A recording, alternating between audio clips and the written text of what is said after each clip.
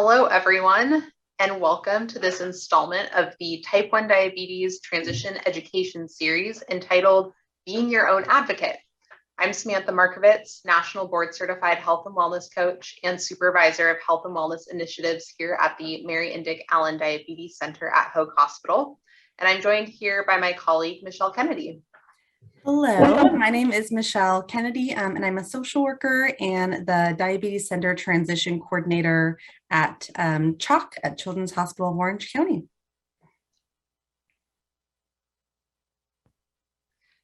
We are proud to present this series as a collaborative effort between our teams at the Diabetes Center and CHOC. Please note this session is being recorded and will be available for you to view and share with others on the Hoag Health YouTube channel. There's really so much to cover on the topic of self-advocacy and type 1 diabetes that we could not possibly cover it all in a single hour. So today we're going to be focusing on these particular subjects, including these basic skills, understandings, and resources that can form a foundation for you from here on out. And we are going to be taking questions throughout. So feel free, if you have a question at any point in time, you can just put it in the chat, and we are more than happy to answer it. Questions that we are not able to get to because of timing, our contact information will be on the last page of the slide, and we are more than happy to answer questions if you guys want to email us directly. So self-advocacy and type 1 diabetes. We often hear about the general idea of diabetes advocacy, like people raising awareness around important issues like insulin affordability or equitable access to care. And in order for us to become champions for the community on these important topics, I really think we have to first learn how to be champions for ourselves. So let's get into that. Self-advocacy is the action of representing oneself. And at its core, we really need to think about what is self-advocacy and what role does it play in living well with type 1 diabetes. So this action of representing oneself in self-advocacy is a concept that came about during the civil rights movement and later the disability rights movement. And there can definitely be some loaded feelings around the idea of type 1 being a disability. And we'll touch on that again more later in this presentation. But regardless of how you see yourself with type 1 diabetes, the reality is there are certain things that set us as people with type 1 diabetes apart from people who don't have diabetes. And we have both the right and the responsibility to represent those needs and take action. So the ability to advocate for oneself is part of becoming more independent in both diabetes management and in life. And there are physical and emotional benefits of self-advocacy. The research supports the idea that having comfort with and the ability to communicate one's needs around T1D leads to positive physical outcomes, can be protective against mental health conditions that are more prevalent amongst those who live with type 1 diabetes. And self-advocacy skills can be learned or improved upon at any age. So it's not too late if this isn't something that you've thought of previously, and it's something that you'll continue to learn about throughout your whole life with diabetes. People who self-advocate are more likely to thrive in school, work, and life. So definitely something that's worthwhile to learn about and continue improving upon. And you can share about, oh, sorry, go ahead, Michelle. Sorry, I just want to highlight that you also might be advocating for yourself all the time without even realizing it, in little ways, in big ways. And you don't need to necessarily wear, diabetes merch in order to be a wonderful self-advocate for yourself. Absolutely. Thank you for pointing that out, Michelle.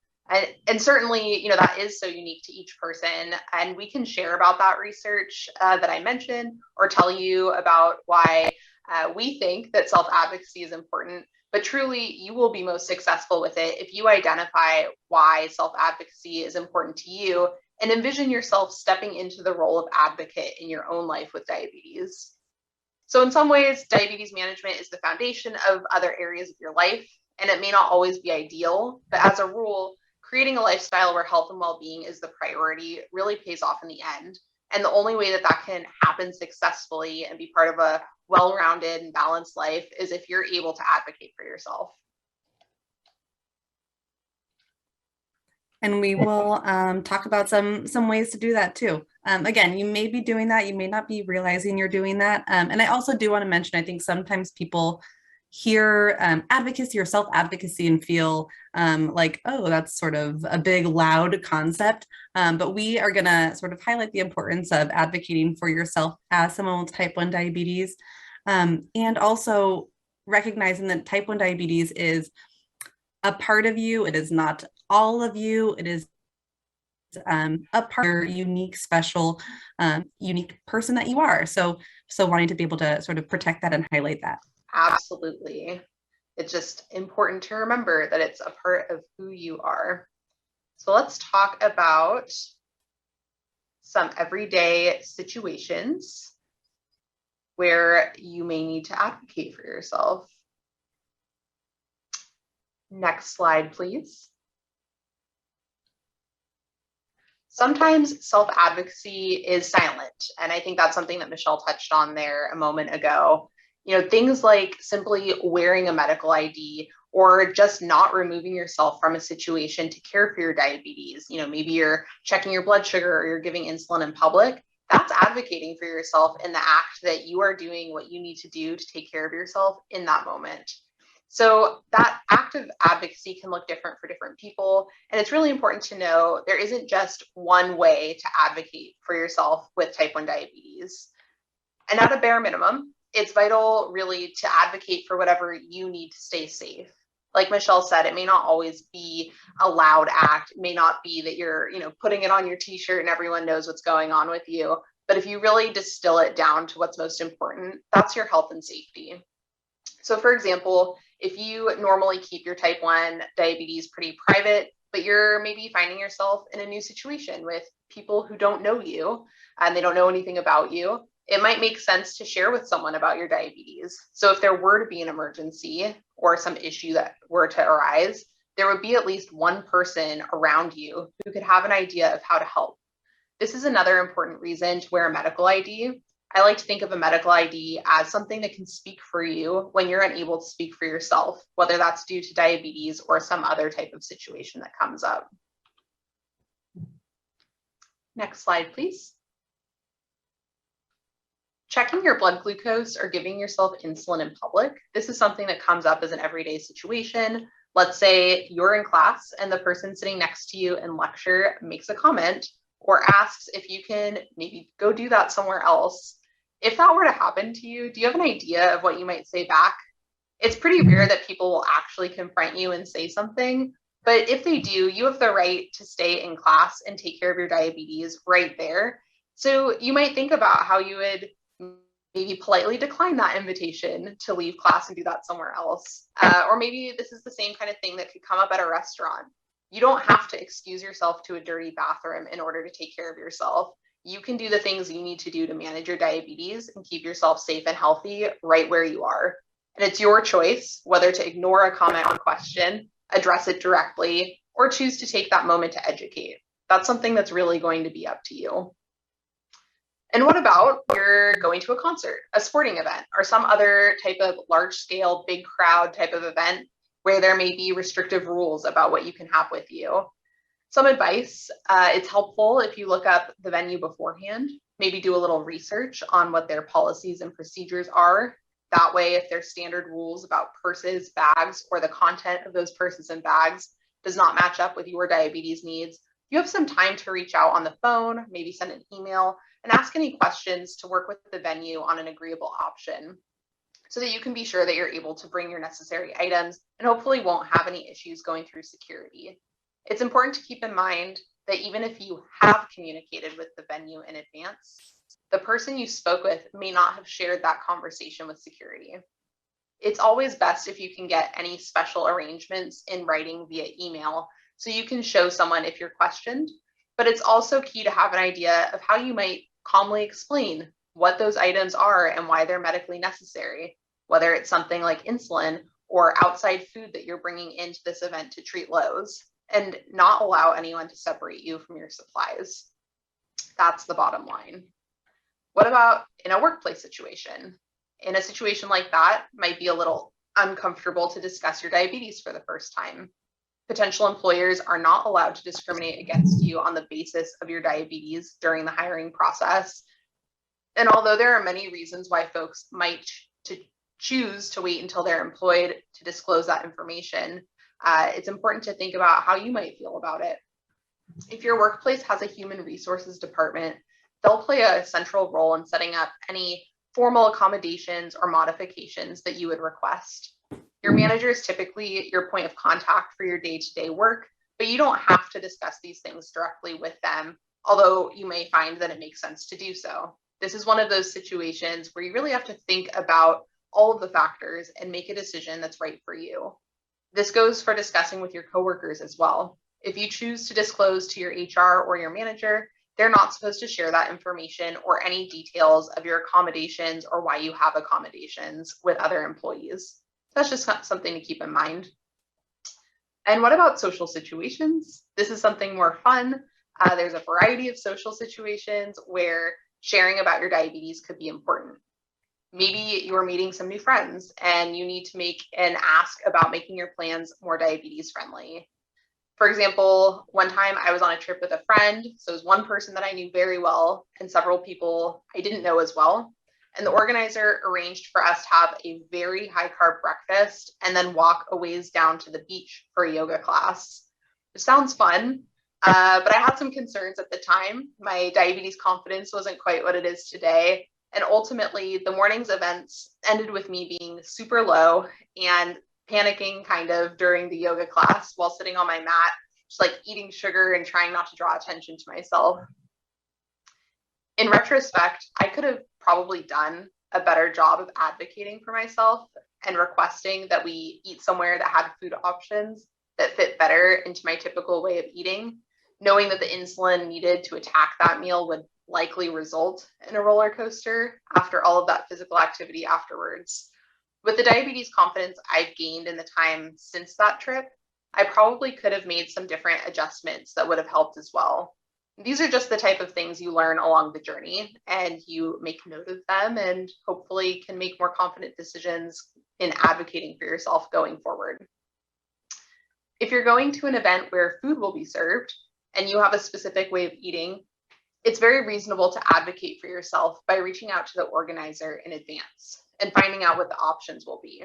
That way, you can plan accordingly, or if necessary, request an alternative meal or a snack. There have never been so many alternative options for people with food sensitivities, allergies, and other health-related concerns as there are in today's world. So you don't have to feel poorly about inquiring. It's going to be met with curiosity in most situations and people wanting to help. When you're a guest at someone's home and they find out that you have type 1 diabetes, they might even go in the opposite direction and try to restrict your food or serve items that have ingredients that don't sit well with your stomach, like sugar, alcohols. And it can be nerve-wracking for people if they think you can't eat certain things. They may make assumptions instead of asking you directly. If you can, communicate with your host and let them know what your personal food philosophy or needs are. And that way you're more likely to have what you need and put yourself and the host at ease. And just want to add on to that too, sort of on touching on Samantha's experience with yoga also. I think that, sometimes you also just need to have go through some awkward experiences or sometimes have those moments where your blood sugars are going nuts before you sort of figure out what works for you in advocating for yourself. So whether that's last minute going over to someone's house and maybe their parent is serving you guys a snack that is is going to probably send your blood sugars up high. Figure out the best way for yourself and how to ask for a different snack, see what the other options are to sort of assess other ways that you can still enjoy your time together at their house, be a gracious guest, and also still try to keep your blood sugars from having to chase that high also. That's really good advice, Michelle. I think there's so many different ways that you can handle that type of situation. When you're thinking about dating, for example, dipping your toe in the dating pool can be challenging enough as it is. And then you're thinking about when and how to talk about type 1 diabetes and any needs related to it. And that can add another layer altogether. Just remember, anyone who's worth your time and that you would consider sharing other intimacies with should also be interested and willing to support your diabetes related needs. You can totally keep it casual in how you decide to share that information, keeping in mind that a situation like this, or any of the other ones that we're discussing, you can choose to give little bites of info over time as needed versus a big information dump that might feel intimidating or overwhelming. Yeah, totally. Especially as it relates to dating, if you guys are going to get ice cream, you can just talk about needing to give yourself a bolus as you bring your insulin pump out. You don't need to sort of go down the whole path of your type 1 diabetes diagnosis story or the history of type 1 diabetes. Not necessarily. I'm sure, if they're open to that, go for it. Otherwise, you can definitely just sort of give little bits as they come out. I do also want to mention real fast, I noticed that Samantha's video has frozen a little bit. We are, not the most proficient with Zoom ourselves. Perhaps we should switch over to a podcast method at some point. But I just want to let you know, we know that her camera is frozen. So hang in there with us. I could have picked a picture for it to freeze on. It may not have been this one. So yeah, we'll consider that podcast idea. Good idea. So as far as navigating travel logistics independently, we're definitely planning to cover solo travel in more depth during our next presentation in this series. So I'll just say you may need to talk to TSA or someone affiliated with the airline about diabetes related information or requests as you travel. So you will want to have an idea of how to do so confidently and get what you need so you can navigate that process without incident. And hopefully some of the skills and tips that you're learning today are things that you can translate into your future travel experiences. Next slide, please. So other everyday situations, I know everyone is going back to school. For those of you who are in school right now, thinking about talking with your professors, with your teachers, those on campus is important also in the same way that Samantha had mentioned previously. So there's a safety aspect for others knowing about your type 1 diabetes, but it's really about figuring out what is comfortable for you and how you talk about that. And then what does that person need to know? If you are at a college or university, you may have requested accommodations, disability accommodations through your school, things like extra testing time if your blood sugars fluctuate during class or during an exam, having glucose or snacks on hand in a lab or an exam setting, those types of things. If you have requested those and you've received those, then your professor will likely get a list of students at the beginning of each semester or quarter with names and what accommodations you are receiving. They should not, or they typically will not receive your diagnosis. So they will not necessarily know that you are getting extra testing time because you have type 1 diabetes. I always suggest going up at the beginning of the semester or the quarter and just introducing yourself. It can be very brief, but it's nice to put a face to a name so that in the event of an exam, for instance, if you need to treat a low blood sugar and you need to run out of the classroom to do that outside, or you stop the exam in the middle of class just to do that, then you know your professor will know that you are the one with type 1 diabetes and what you are doing.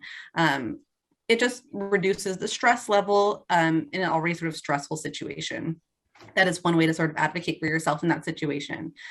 Same with if you are in the dorms, who might be helpful to know about your diabetes. The RA would be a helpful person since they are sort of there overnight, around the clock, perhaps, in sort of overseeing your living situation. So in the event that your blood sugars lead to an emergency, whether it's a high or a low, having them know you are the one with type 1 diabetes and how to treat or assist you in an emergency is very important.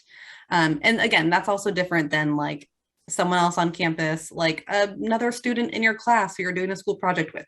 Maybe they don't need to know, all of the accommodations you're receiving or how to like administer glucagon. So there's just different examples of different people that you might experience in a school setting in particular, and sort of the levels of information that they need to know about your diabetes. Looking at supply medication refills. So this is sort of something that's probably been handled by your parent or guardian for many years. Perhaps you've taken this over already. Perhaps you are maybe starting on that path. We would encourage you to begin getting involved in that very exciting but necessary process of your diabetes management. So sitting in, if your parent is in charge of this part of your diabetes management currently, maybe sit with them when they're on the phone with the pharmacy the next time refilling your medication. Or maybe, be on that phone call with them when they're calling the vendor or calling your pump supply company, and perhaps starting to take over some of those bits of conversation yourself.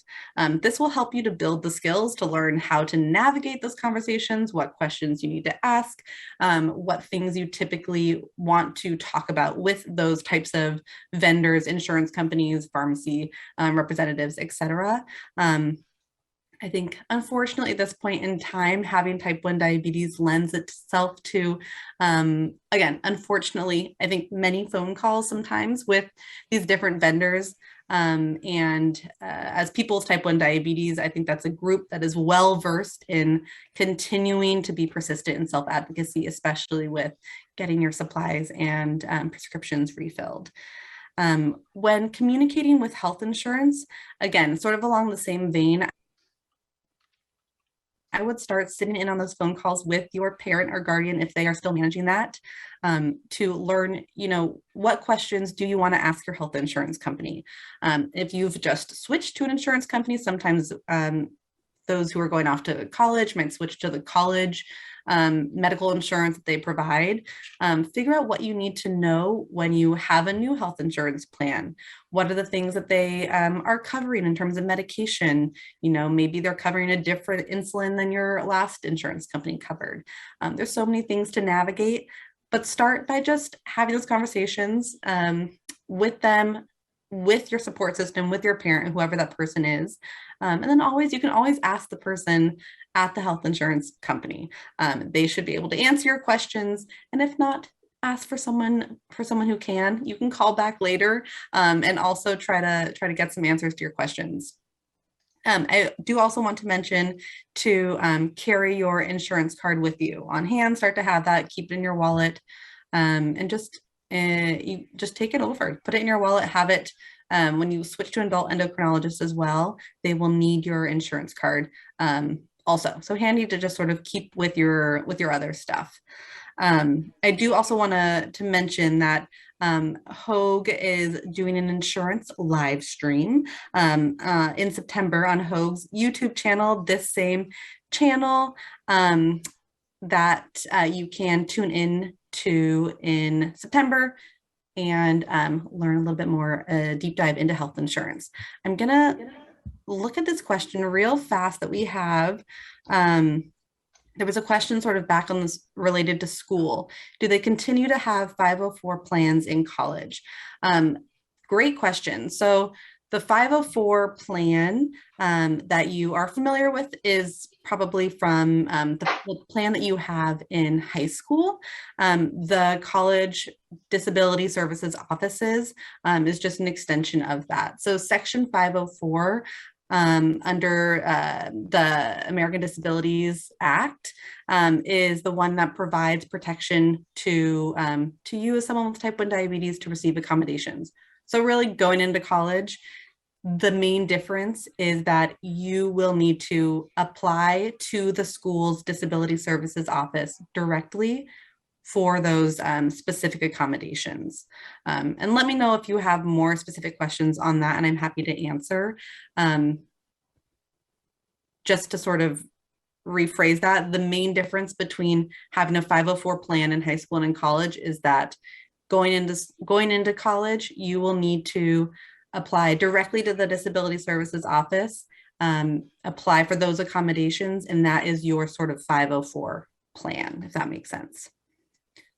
The last point on this slide, seeking medical care. So thinking about sort of that transition into adult care and switching over to an adult provider from your pediatric endocrinologist, start to have, if you have not transitioned yet to an adult provider, start to practice at your pediatric endocrinologist office. Start to pretend like, maybe, or start to not even pretend, start to attend those visits on your own, start to have the conversations on your own. Think about, what questions do you want to ask your endocrinologist?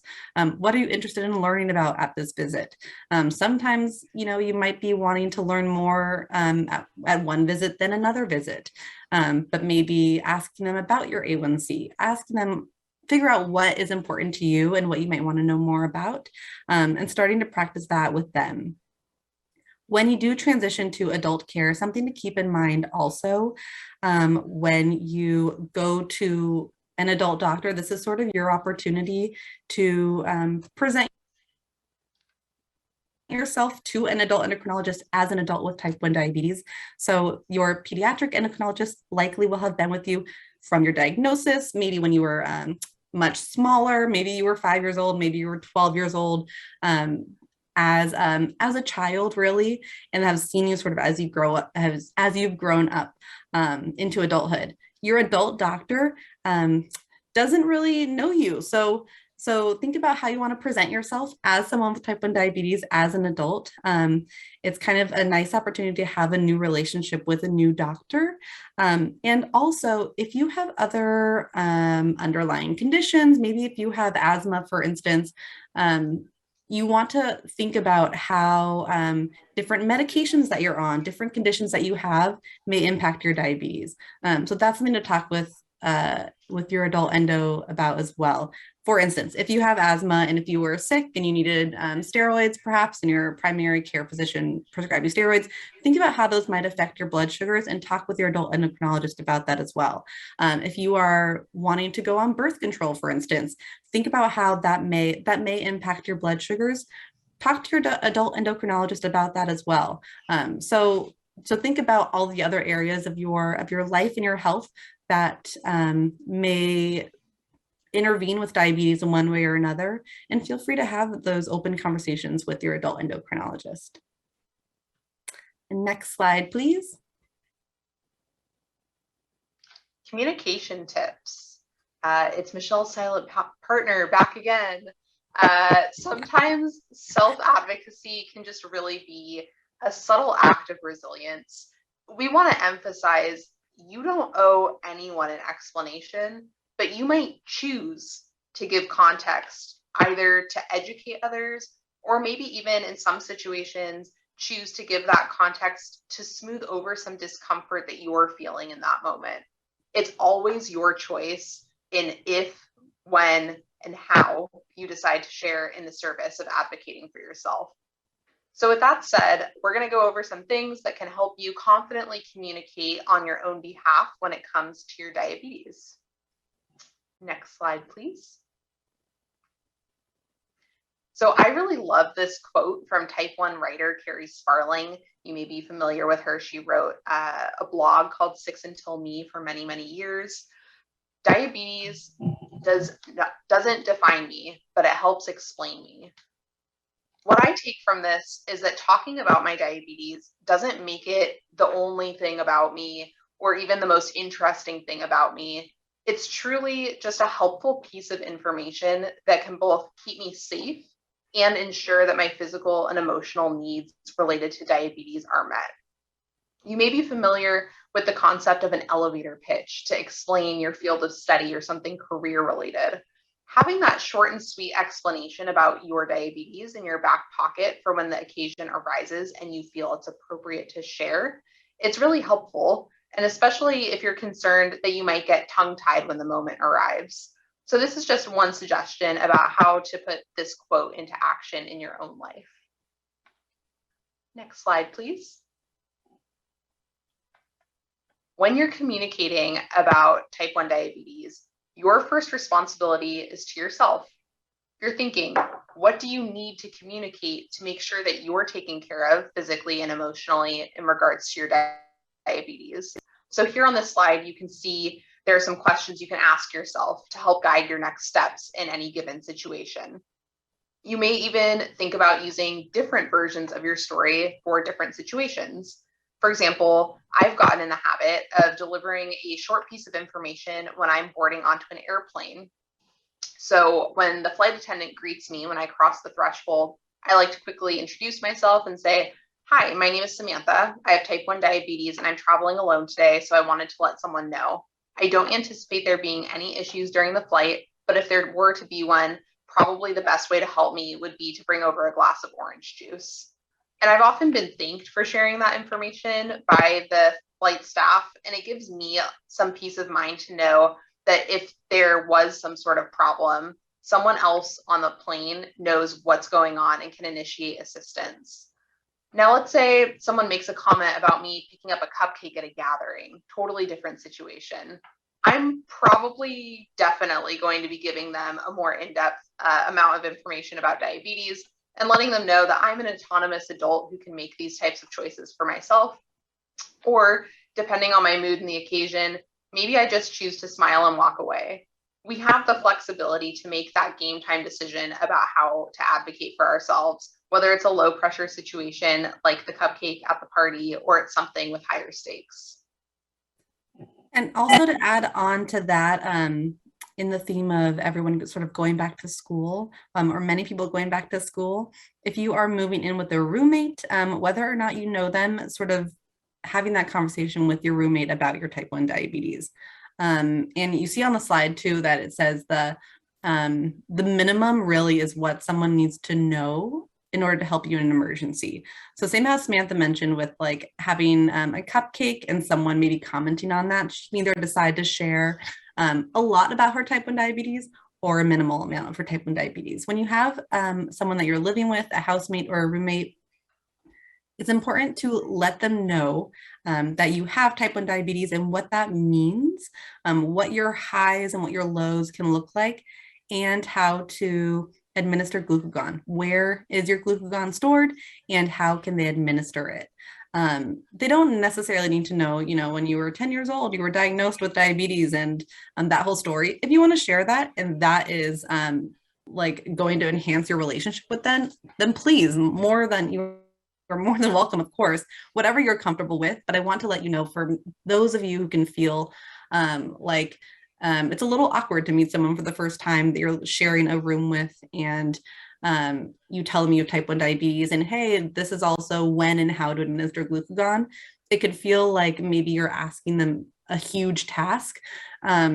Just keep in mind, you're not asking them to be your caregiver.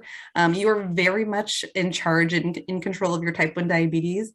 You're just asking them to help you out in the event of emergency, and hopefully and perhaps that will never ever happen, but they need to know just in case it does. So I just want to mention that too.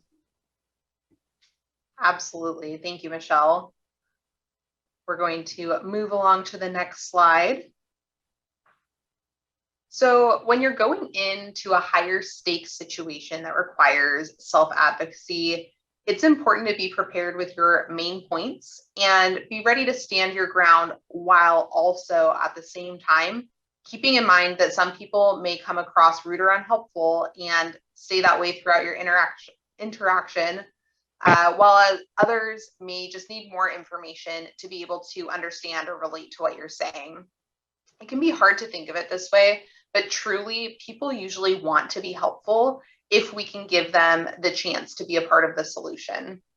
It can be hard to stay open-minded and unemotional in this type of situation, especially if you've been burned before. And many of us have been burned before. We've tried to ask for help or explain something about our diabetes, looking for empathy and support or assistance, and not found it where we were looking for that. It's important to remember these situations are not usually black and white, and our preconceived ideas of other people's perceptions can impact our self-advocacy, and we can use our discretion to determine the amount of self-disclosure that's appropriate. It's natural to feel defensive before you've even begun. So it's important to take the time to take stock of your own ideas and thoughts about what's going on and address that within yourself before bringing that energy to the interaction.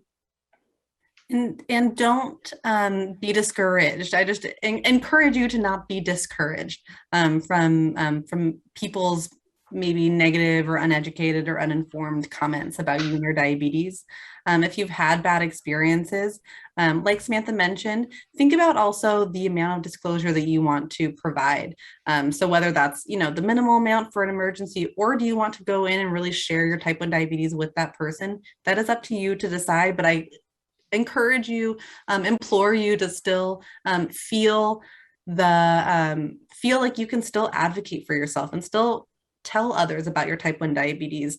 You don't need to shout it from the rooftops if that's not what you're comfortable with, but I want you to know that that you are important and your type 1 diabetes is an important part of you. Again, it is not the entire thing. It is not all of you, but it is an important part, and I encourage you to continue to share that with others. There are some situations where your self-advocacy is just taking action for yourself in the moment. You don't always need to communicate. We're talking about communication strategies. Just think, one strategy is not communicating at all. You don't need to feel the need to over-explain. The only thing you need to do is take care of you. If you encounter pushback in situations like seeking medical care, your education, or in the workplace, be sure to document the conversations, actions, and emails that take place, as they can help show what you've been experiencing if it needs to escalate to the next level. If you're having an issue at work, please, please, please do not be afraid to speak up for yourself and document everything that occurs, no matter how new you are to the working world. After my own type 1 diabetes diagnosis early in my career, I personally experienced workplace discrimination and harassment on the basis of having type 1 diabetes. It was ugly. It was uncomfortable. I didn't even realize that diabetes could be something that would be a reason for this type of discrimination and harassment until it got so bad that I couldn't remain naive to it any longer. I learned a lot from that experience, and it helped point me towards the work that I do today. So I do take this subject very seriously. You can't see my face, but I can assure you it's very serious.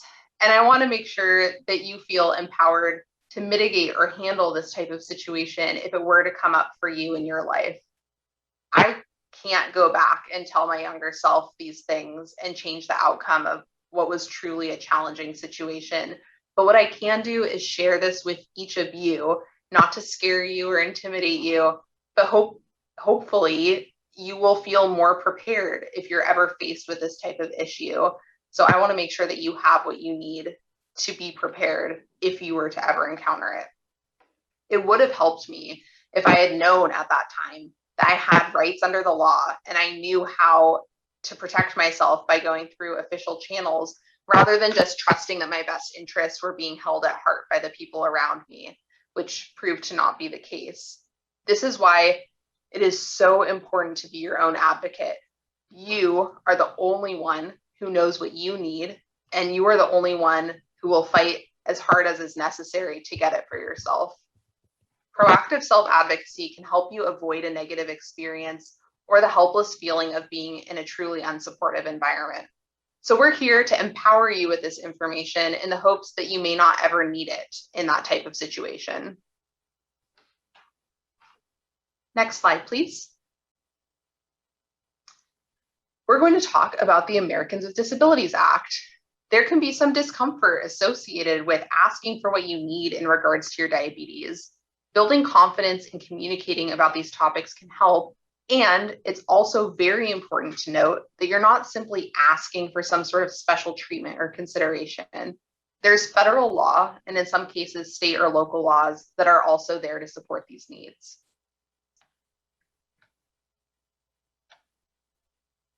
Next slide, please. The law and T1D self-advocacy. So it's important to know, as we just mentioned, that there are laws that help support you as you seek these things that you need to keep yourself safe and healthy. It can be uncomfortable for some folks to think of themselves as having a disability, but it is important to acknowledge that because type 1 diabetes is a protected disability in the eyes of federal law, we have rights and protections that allow us to live the lives we've imagined for ourselves. These laws are intended to help give us equal footing and the ability to pursue education, excel at work, and access the world in a way that is as close to normal as that of someone without diabetes. The Americans with Disabilities Act is perhaps the most well-known piece of law in this area. Out of the many things that it covers, perhaps most importantly, it prohibits discrimination and harassment against people living with type 1 diabetes. Some other laws that provide assistance and protections for people living with diabetes include the Family Leave and Medical Act, or FMLA, which can help people that qualify to take time off to manage their health condition, either in one long 12-week period or through intermittent time off throughout the year up to an equivalent of 12 weeks time. Additionally, the Rehabilitation Act of 1973, which is most often recognized in the diabetes world for one particular piece of the law called Section 504, provides protections for students with diabetes attending a school that receives any amount of federal financial assistance. So this definitely covers public schools, but in many cases can also cover parochial or private schools if they accept any amount of federal financial assistance for any purpose. It's also worth noting that many states and local jurisdictions have their own anti-discrimination laws on the books, so you may look into that as well. Go ahead and go to the next slide, please. I do really fast want to just mention, you can stay on the slide, but for the Section 504 that particularly speaks to students with disabilities, including type 1 diabetes, that you, in applying for accommodations, either in high school or in college, or even getting accommodations through work, you are not taking from someone else. So I know that some people can feel like, I don't want to apply for these things. And then what if I don't use them? And is that taking from someone else? But it is not taking from someone else's accommodations. It's better to apply for the accommodations that you may need, even if you never use them, because it puts a layer of protection in place. It can reduce stress in the event of an actual diabetes emergency that may appear. So I just want to let you know that it is your right to receive those accommodations, and I encourage you to take advantage of those. I also encourage that, Michelle. Thank you. It's so important to know what your rights are in regards to what you were just speaking about and all of the things that we're talking about today. So we're highlighting here on this slide the resources that are available through the American Diabetes Association, which can be very helpful if you're finding yourself in a tough spot, or if you're just wondering, like, hey, I'm going through this challenging thing at school or with my workplace, or in some other type of official situation. You can go ahead and explore this resource and see, if there's any additional information that can speak to what you're going through and maybe help you through that process that you're dealing with. So please take a look and just be aware of the kinds of assistance that may be available to you through the ADA if that were to occur in your life. Next slide, please. Taking care of yourself is a vital piece of advocating for your needs. It's vital that you continue to put yourself first, not just in advocating for yourself, but also getting the rest and recharge that you need to be able to continue to do that on a regular basis. Next slide, please. The types of actions and thinking and planning that are required to carry out all of this can be exhausting. It's so important to set boundaries that protect your precious energy. Rely on healthy coping skills like physical activity or getting enough sleep. Know that there are people in your life that can help support you, that are in your corner and want to do what they can to make sure you get what you need. Utilize resources, whether it's mental health services or reaching out to the ADA for advice about a particularly challenging situation. And recognize the onset of burnout. The sooner you see it coming, the more quickly you can get the help you need to stay healthy and maintain your inner peace. Next slide, please. I would also on that I would mention related to identifying the helpers and utilizing your resources, reach out to others with type 1 diabetes.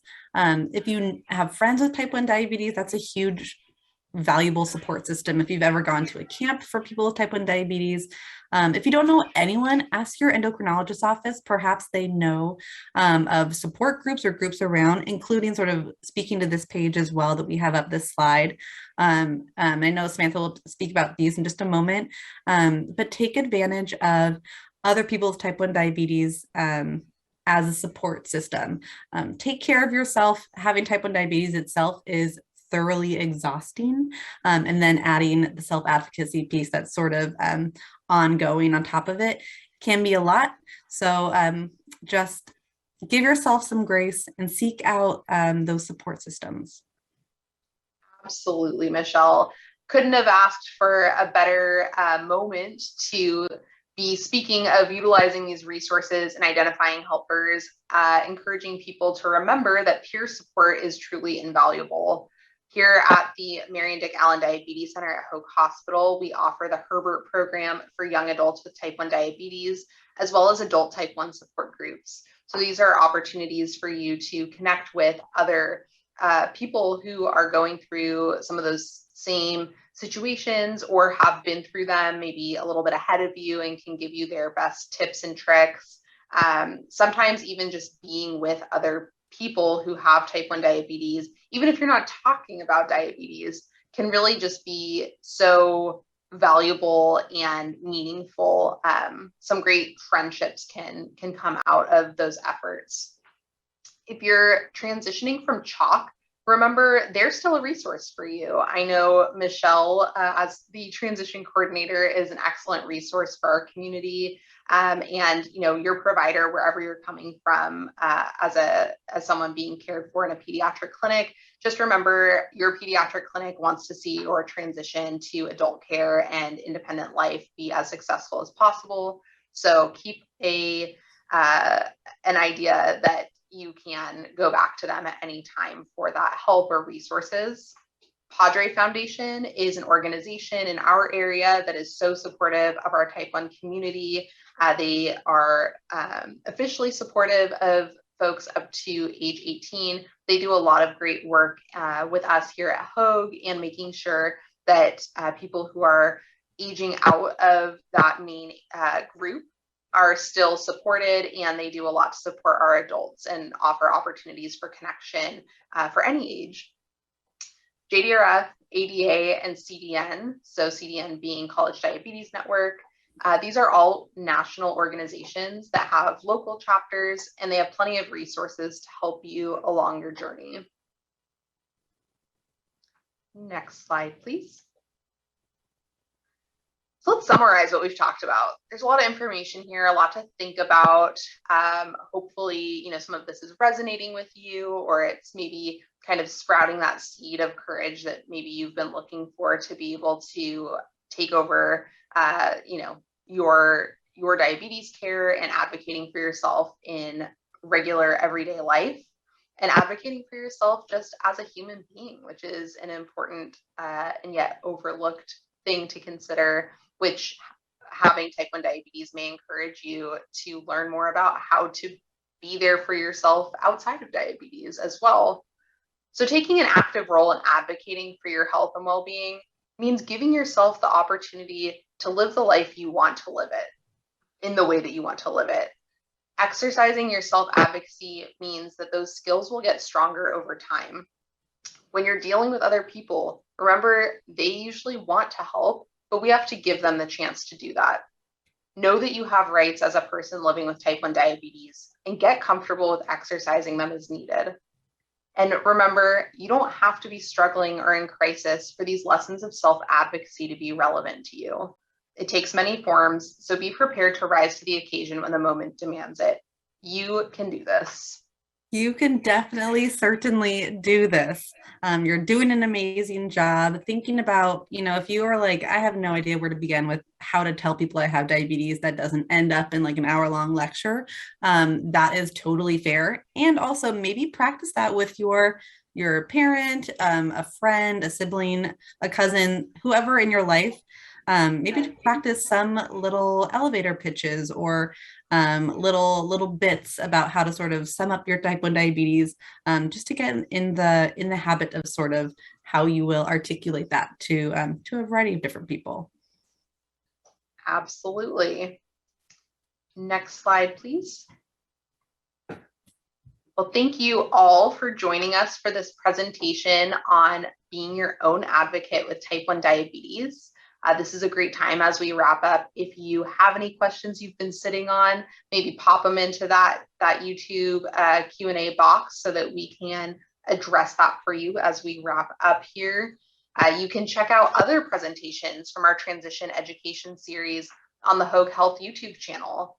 Michelle and I have included our emails here. So if you have a question that you would like to ask and not in this moment, or you think about everything that we've covered here today and something comes up for you, please feel free to reach out to either one of us or both of us if you have any further questions or comments.